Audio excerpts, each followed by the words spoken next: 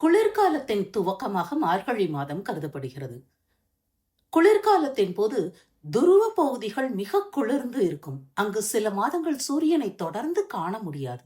அப்போது வறண்ட குளிர்காற்று அந்த பகுதியிலிருந்து தெற்கு பகுதி நோக்கி வீச துவங்கும். மார்கழி மாதத்தை சைவர்கள் தேவர் மாதம் என்று குறிப்பிடுவர். அதாவது கடவுளை வழிபடும் மாதமாகும். இறைவனை வழிபடுவதற்காக இம்மாதம் ஒதுக்கப்பட்டுள்ளதால் இம்மாதத்தில் எவ்வித மங்கள நிகழ்ச்சிகளும் நடத்தப்படுவதில்லை. ஏனெனில் இம்மாதம் தேவர்கள் கண் விழிக்கும் அதிகாலை பொழுதாக சொல்லப்படுகிறது. அதாவது தேவர்களுக்கு பிரம்ம முகூர்த்த காலம் ஆகும். அவர்கள் கண் விழிக்கும் சமயத்தில் நாம் இறை வழிபாட்டில் ஈடுபட்டு என்ன வேண்டிக் கொண்டாலும் அதை அப்படி அவர்கள் அருள்வார்கள்.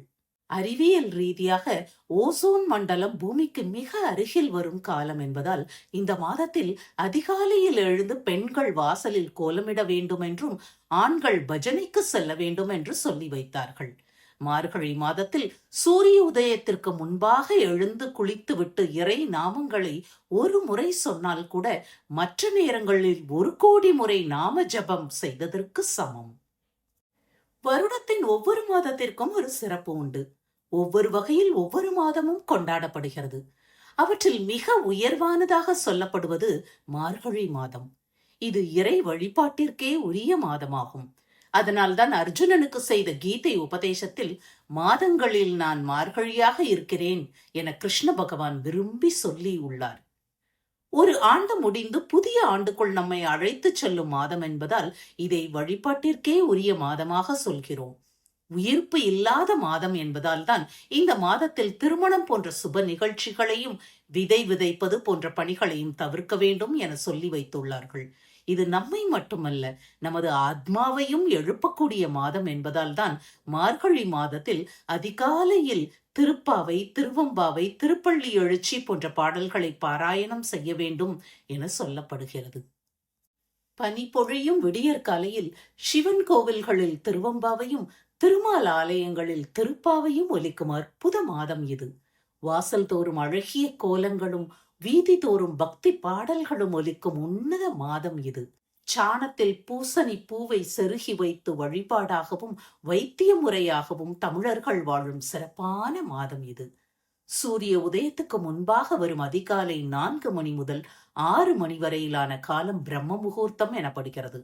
இந்த நேரத்தில் வீசும் காற்று உடலுக்கு பல நன்மைகளை செய்யக்கூடியது என்பதாலேயே அந்த வேளையில் எழுந்து கோலமிட்டு நீராடி கோயிலுக்கு சென்று வழிபடுவதை வழக்கமாக வைத்திருந்தனர்.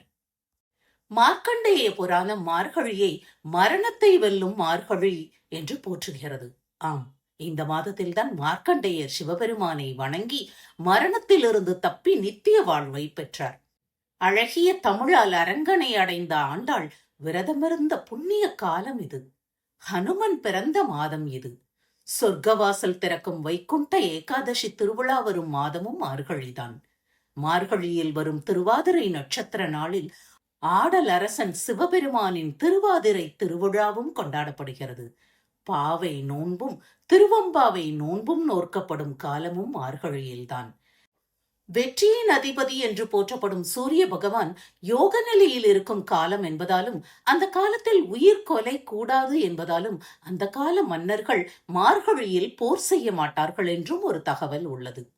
மார்கழியின் அதிகாலையும் அந்தி பொழுதும் இறைவனுக்காகவே ஒதுக்க வேண்டும். இந்த மாதத்தில் செய்யப்படும் பூஜைகளும் விரதங்களும் கோட்டி மடங்கு பலனை தரும் என்று ஆன்மீக பெரியவர்கள் கூறுகிறார்கள்.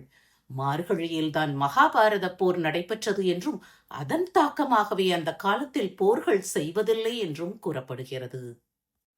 பார்க்கடல் கடையப்பட்டதும் ஆலகால விஷம் வந்ததும் அமுதம் பெற்றதும் இந்த மார்கழியில்தான். இந்திரனின் கோபத்தால் பெரும் மழை பெய்து கோகுல மக்கள் இன்னல் அடைந்த போது கண்ணன் கோவர்த்தனகிரியை தூக்கி மக்களை பாதுகாத்ததும் இந்த மார்கழியில்தான். திறக்கப்படாத கோயிலையும் திறக்கச் செய்து பக்தி மனம் கமழச் செய்யும் மாதம் மார்கழி. மலர்களும் கனிகளும் மலிந்து கிடைக்கும் இயற்கைக்கு இணக்கமான மாதமும் மார்கழியே. இவையெல்லாம் போதாது என்று இன்னொரு சிறப்பும் மார்கழிக்கு உண்டு. ஒவ்வொரு தமிழ் மாதத்துக்கும் கிருஷ்ண பரமாத்மாவின் ஒவ்வொரு பெயரையும் சொல்லி அழைக்கிறது வேதம். அந்த வகையில் மார்கழிக்கான பெயர் கேசவன். கண்ணனின் நாமாவளிகளில் உன்னதமான சிறப்பினை கொண்ட பெயர் கேசவன். அழகிய கூந்தலை கொண்டவர் என்பதாலும் கேஷி என்ற அசுரனை கொன்றதாலும் கிருஷ்ணர் கேசவன் என போற்றப்பட்டார்.